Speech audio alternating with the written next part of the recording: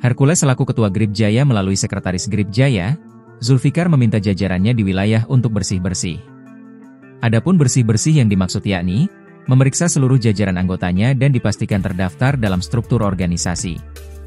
Seruan itu disampaikan Zulfikar usai adanya anggota Grip Jaya yang ditangkap kepolisian dalam hal ini Polda Metro Jaya atas aduan menduduki lahan BMKG di Tangerang Selatan.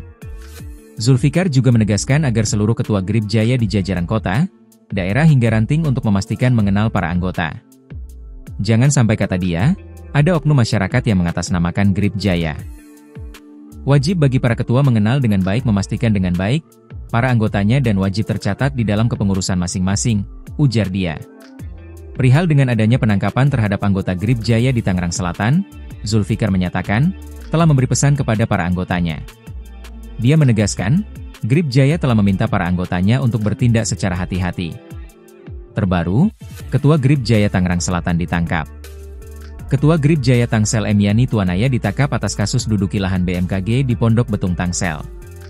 Kabid Humas Polda Metro Jaya, Kombes Ade Arisyam Indradi, membongkar modus pendudukan lahan milik BMKG tersebut.